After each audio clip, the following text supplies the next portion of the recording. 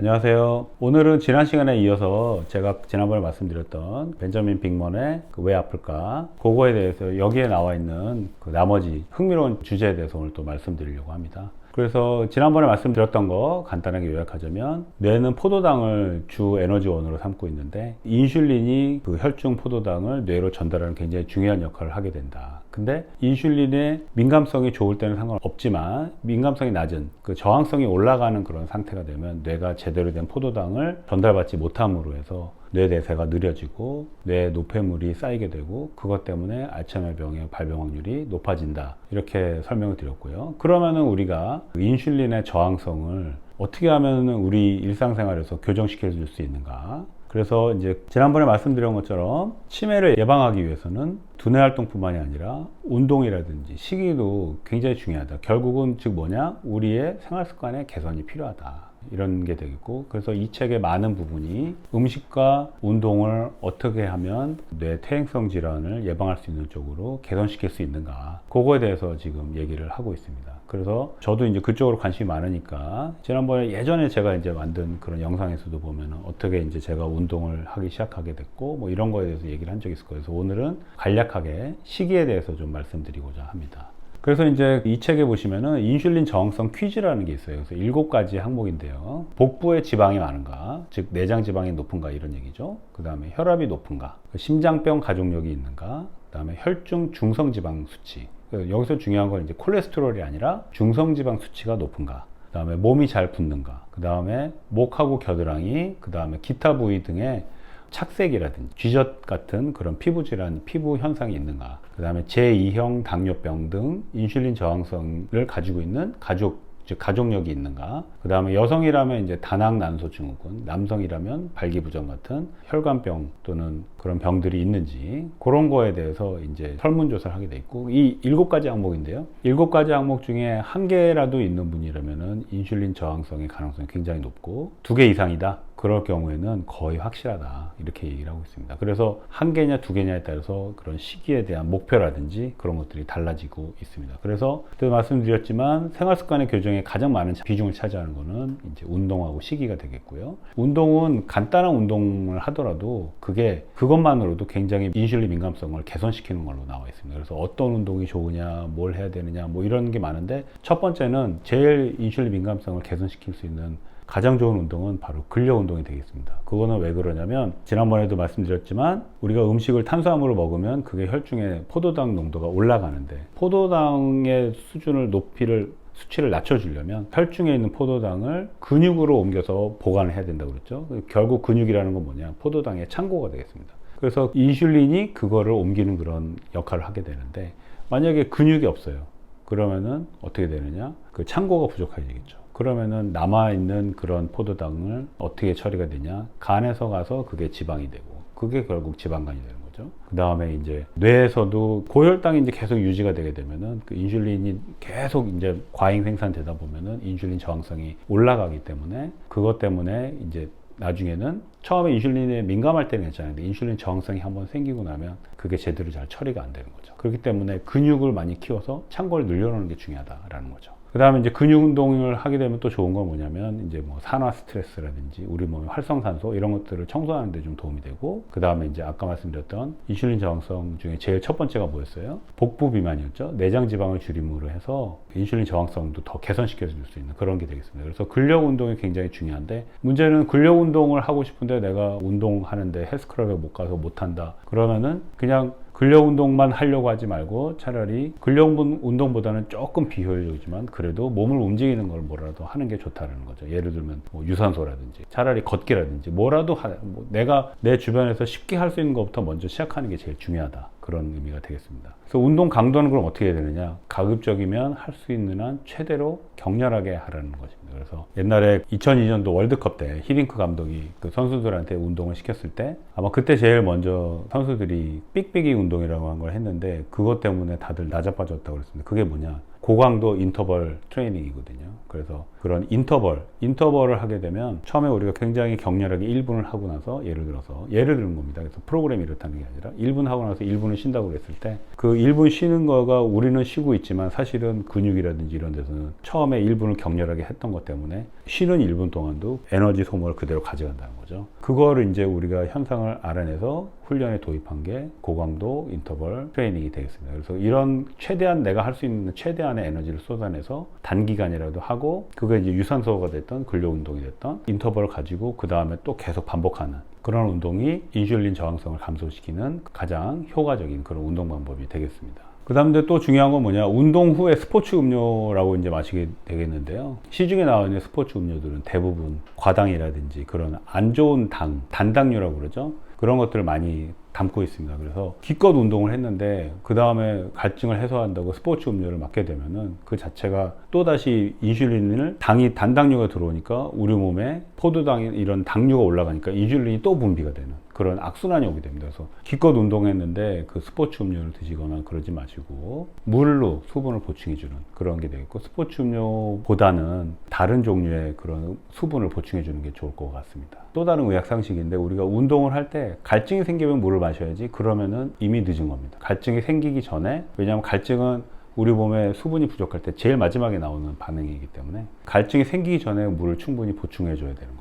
그 다음에 우리가 또 다른 인슐린의 민감성을 개선시킬 수 있는 방법은 운동할 때 저온 노출이 있습니다. 저온 노출. 그래서 우리 몸에는 크게 두 가지 지방 종류가 있는데, 백색 지방과 갈색 지방이 있는데, 백색 지방은 미토콘드리아가 없는 지방세포고 갈색 지방은 미토콘드리아가 있습니다. 미토콘드리아가 있다는 얘기는 에너지를 생성시킬 수 있고 필요에 따라서 우리 몸에 발열을 시킬 수가 있다는 겁니다. 그래서 갈색 지방이 제일 많이 활성화되는 그런 온도가 언제냐, 18도 정도입니다. 18도 정도에서는 우리가 몸을 떨지도 않으면서, 왜냐하면 추운데도 몸이 안 떨립니다. 왜냐하면 갈색 지방이 발열을 내고 있거든요. 일을 하면서. 그 때문에 굉장히 많은 인슐린 저항성을 개선하는 데 도움이 되고 있다는 거고요. 그 다음에 18도 미만으로 내려가면 우리 몸이 그제서야 이제 갈색 지방만 가지고는 따라갈 수 없기 때문에 몸을 떨어서 발열을 시키려고 그렇게 되는 거죠. 저온 노출을 내서 운동을 해주는 게 굉장히 좋다라는 거죠. 그래서 우리가 운동을 할 때도 처음에는 이제 막 되게 껴입고 운동을 하다가 이제 하나씩 벗고 그렇게 하는데, 그런 거보다는 처음부터 조금 왜냐하면 그렇게 껴입고 운동하다 보면은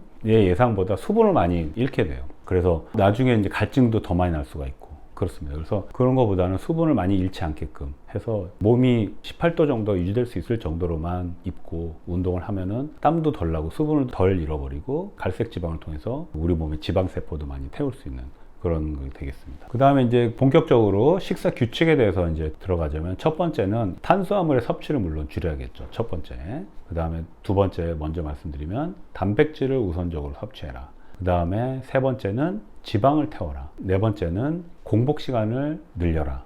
되겠습니다. 지난번에 핀란드 연구에서 보셨지만 공복 시 인슐린 수치가 굉장히 중요한 알츠하이머 그런 발병의 위험 인자가 됐었지 않습니까? 그래서 그 네 가지의 이제 그 원칙을 가지고 시기를 어떻게 구성할 것인가, 먹을 것인가, 이제 그런 거에 대해서 이제 생각을 한번 해볼 필요가 있다라고 이 책에서는 강조를 하고 있습니다. 먼저 첫 번째, 인슐린을 제한해야 되는데, 탄수화물을 먹게 되면 우리 몸에 포도당이 올라가면서 인슐린의 급증을 이제 초래를 하게 되죠. 그다음 이제 우리가 단백질도 물론 마찬가지로 칼로리를 우리가 섭취를 하게 되면 이제 칼로리를 발생시키는데, 예를 들어서 탄수화물하고 단백질이 비슷한 열량을 발생시킨다 하더라도 탄수화물은 인슐린의 급증을 초래하지만 단백질은 탄수화물 정도는 아니고 한 중간 정도의 인슐린이 분비되는 거를 유도를 하는 거고, 하지만 우리가 지방을 먹었을 때 그럴 때는 인슐린 수치가 변화가 없다는 거죠. 왜? 포도당이 없으니까. 그래서 이 책에서 강조하는 거는 가급적이면 우리 칼로리의 대부분은 지방으로 섭취를 해주고 탄수화물을 최대한으로 줄이면 좋겠다. 특히 어떤 사람들, 아까 말씀드렸던 인슐린 저항성 퀴즈 7가지 항목에서 2개 이상 나온 분들,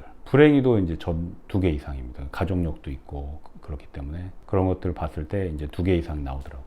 탄수화물을 근데 우리가 안 먹을 수는 없기 때문에 탄수화물을 먹을 때도 우리가 현명하게 섭취를 할 필요가 있는데, 첫 번째는 너무 단 거를 먹지 말라는 거죠. 대부분 과당이라든지 주스도 이제 우리가 천연 과일즙이 아닌 이상은 대부분은 이런 단당류들이 섞여 있는 게 되겠습니다. 그래서 너무 달게 먹지 말라는 거. 그다음에 두 번째는 탄수화물 섭취를 할 때 정제 탄수화물이 아닌 천연 탄수화물을 이용을 해라. 쌀도 예를 들면은 현미 같은 거를 주로 먹고 그다음에 너무 많이 깎은 껍질이 없는 그런 것들은 먹지 마라. 이렇게 얘기를 하고 있고, 과일을 섭취할 때도 통째로 먹어야지 섬유소가 살아 있고, 그것 때문에 우리 혈중 포도당이 급격하게 올라가는 걸 좀 막을 수가 있는데, 그렇지 않고 이제 요즘은 이제 막 그런 거 과일도 막 갈아서 먹고 즙으로 내서 뭐 바쁘니까 다들 그렇게 먹는데, 절대 그래서는 안 되고, 그렇게 되면 이제 과일이 오히려 도움이 되지 않고 독이 된다. 이렇게 얘기를 하고 있습니다. 그 다음에 이제 네 번째는 발효식품을 같이 먹어주면 탄수화물이 빨리 분해되고, 그래서 이 포도당 수치를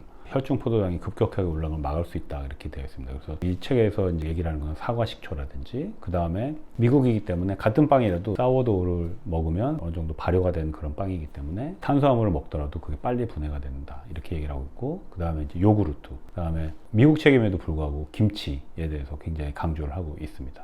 그 다음에 우리가 흔히 알고 있는 그 유산균, 프로바이오틱스의 섭취에 대해서도 얘기를 하고 있습니다. 두 번째로는 단백질 섭취를 늘려라, 이렇게 되어 있는데, 우리가 이제 젊었을 때보다도 나이 들었을 때 근손실이라든지 이런 데가 많기 때문에 단백질 섭취를 50% 가까이, 그러니까 젊었을 때 100g 먹었다 그러면 나이 들어서는 오히려 150g 먹어야 되는. 근데 주변에 보면은 이제 나이 드시면서 소화 기능이 떨어지기 때문에 고기를 잘 안 먹게 되고, 이제 자꾸 이제 소화하기 쉬운 단백질 보다는 이제 소화하기 쉬운 탄수화물이라든지 또는 이제 뭐 채소라든지 김치, 찌개 뭐 이런 것만 찾는 분들이 많아요. 근데 이런 경우에는 우리가 약이라고 생각하고 고기를 먹어줘야 된다라는 거죠. 그 다음에 두 번째는 동물성 식품, 단백질 중에 그럼 어떤 게 좋으냐? 식물성 단백질, 두부라든지 이런 것도 제조 과정에서 당분이 들어간다는 거죠. 그렇기 때문에 두부라든지 이런 가공 단백질보다는, 물론 소세지는 더 안 좋죠. 육포 같은 것도 그게 단백질 같지만 고기를 싸고 있는 굉장히 많은 여러 가지 다른 안 좋은 성분들이 들어가 있기 때문에, 그런 거보다는 천연 단백질, 고기 그 자체, 그런 걸 동물성 단백질을 주로 섭취하는 게 좋고, 이런 동물성 단백질에 탄수화물이 적기 때문에 인슐린 수치나 포도당 수치를 올리지 않는 그런 방법이 되겠고요. 만약에 채식주의자는 어떻게 하느냐? 채식주의자의 경우에는 물론 이제 엄격한 채식주의자는 정도마다 좀 다르겠지만, 일반적으로 이런 분들은 과일 지방을 위주로 섭취를 해주는 게 좋습니다. 그래서 아보카도라든지 올리브라든지 코코넛 오일이라든지 이런 오일들을 주로 섭취를 해주시는 게 좋고, 동물성 지방, 그 다음 유제품이라든지 달걀이라든지 동물성 단백질, 이런 것들을 통해서 아까 말씀드렸던 채식주의자분들께서도 충분한 양의 단백질과 지방을 섭취할 수가 있다라는 거죠. 세 번째는 이제 지방으로 채워라는데, 이제 방금 전에 한 말이랑 좀 이어지는 말인데, 지방은 아까 처음에 말씀드렸지만 포도당의 농도를, 혈중 농도를 높이지 않기 때문에 인슐린 저항성을 불러올 가능성이 굉장히 낮은 것으로 되어 있습니다. 그래서 지방이 없는 식사를 먹게 되는 거하고 지방이 있는 식사를 먹는 거하고는 다른 점이 뭐냐? 지방이 없는 식사는 포만감을 잘 불러일으키지 않기 때문에 우리가 굉장히 많은 양을 먹게 됩니다. 포만감이 늦게 오든지, 그렇기 때문에 인슐린 상승을 더 많이 초래하게 되는 그런 악순환이 오게 되고요. 아까 말씀드린 것처럼 지방은 어떤 걸 먹어야지 제일 좋은 게 어떤 거냐? 고기 지방, 그 다음에 버터, 올리브 오일, 코코넛 오일. 오일 중에서도 코코넛 오일이 제일 좋은 걸로 되어 있고, 이제 두 번째로 섭취할 수 있는 2단계 오일로는 올리브 오일이나 아보카도 오일이라든지, 또는 우리는 잘 안 먹지만 마카다미아 오일, 이런 것들이 이제 좋은 오일로 되어 있습니다. 우리 한국 사람들은 이제 뭐 예를 들어서 참기름이나 이제 들기름 이런 것도 많이 먹지만, 이 책에서 강조하는 거는 대두유라든지 옥수수 오일 같은 거는 오메가6가 많아서 절대 피해야 된다. 요리법에 대해서도, 조리법에 대해서도 나와 있는데, 예를 들어서 우리가 조리를 할 때 기름을 쓸 것이다 그러면은 돼지고기 기름인 라드라든지 또는 버터 같은 걸 써서 조리를 하는 게 좋고, 그 다음에 올리브유라든지 아보카도 오일은 조리할 때 쓰기보다는 샐러드용으로 써서 그걸 섭취를 해주는 게 인슐린 저항성을 개선하는 데 도움이 된다, 이렇게 얘기를 하고 있습니다.